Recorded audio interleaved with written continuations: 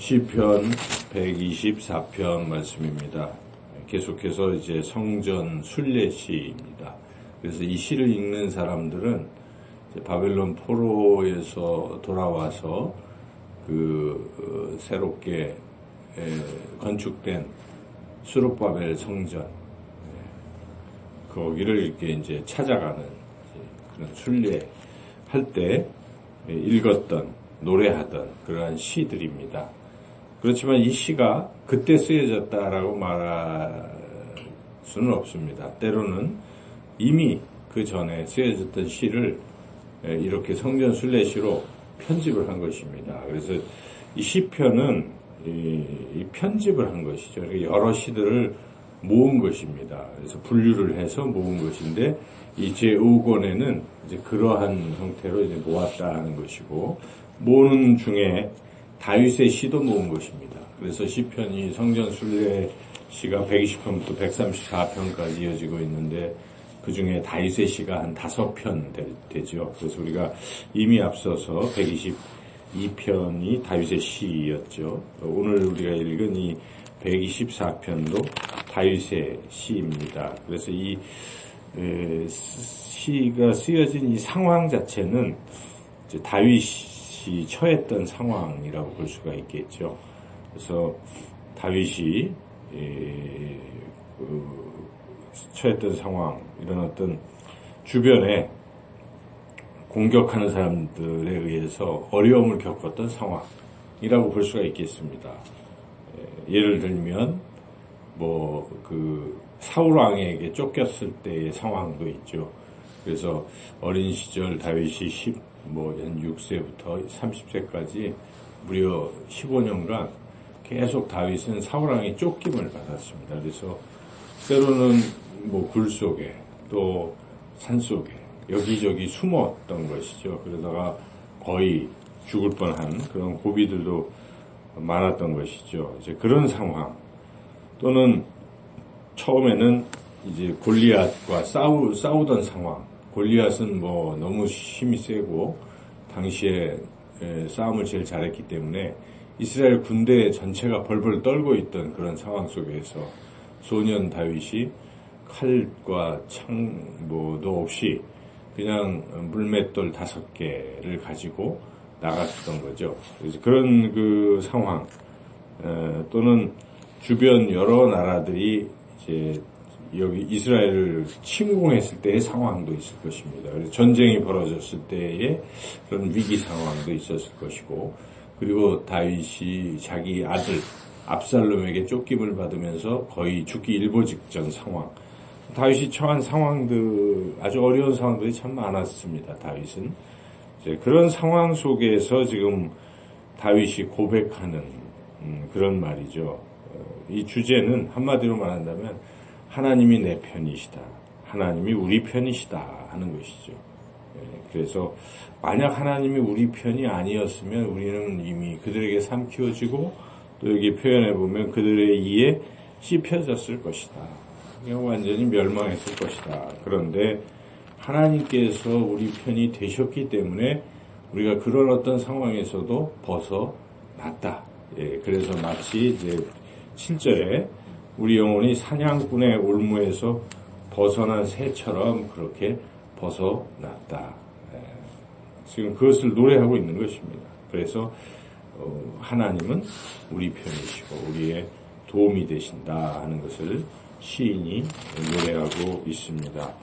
우리가 이 말씀을 읽으면서 과연 하나님은 나의 편이신가? 이런 생각을 해보는 것이죠. 하나님 우리나라 편이신가?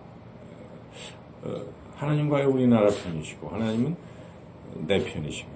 우리 가정의 편이신가? 과연 다윗처럼 우리도 그렇게 고백할 수 있는가 하는 부분이죠.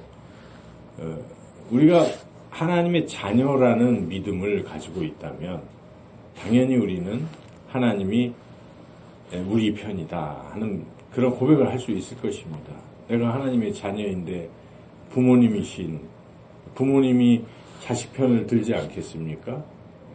우리 요새 최순실 게이트를 겪고 있지만 그 나라를 망친 최순실조차도 자기 딸 정유라는 다치지 말게 해달라고 처음부터 그 얘기를 하고 있지 않습니까?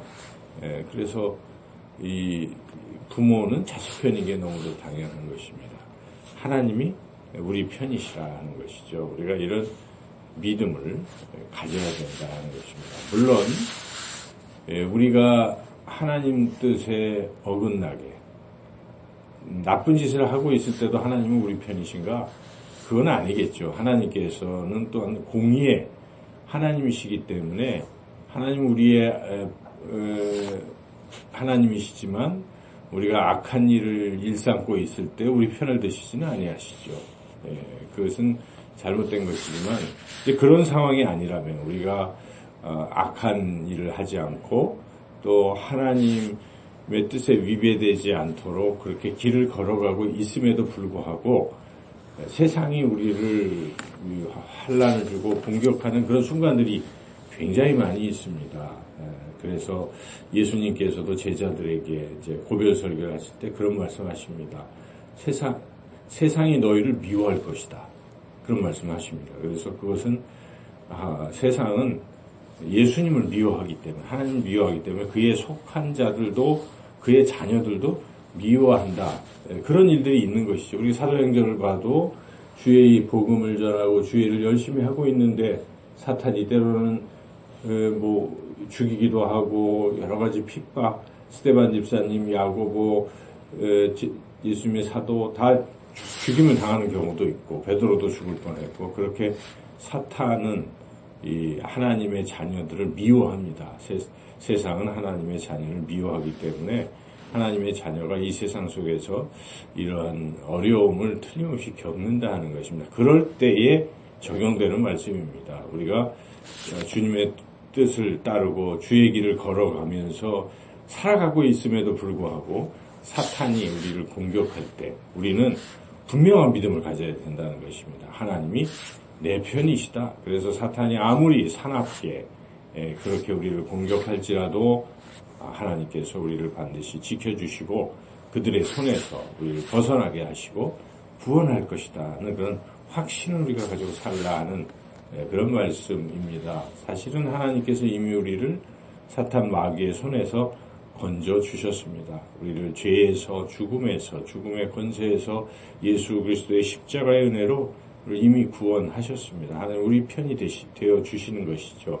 그러므로 우리는 이 땅에 살면서도 하나님 뜻을 따라 하나님을 따라가면서 겪게 될 여러 가지 어려움 가운데에서도 인내하며 하나님은 내 편이시다. 하나님 우리 편이시다. 그런 믿음을 가지시고 확신 속에서 승리하는 그런 삶을 살아가시기를 주님의 이름으로 축원합니다.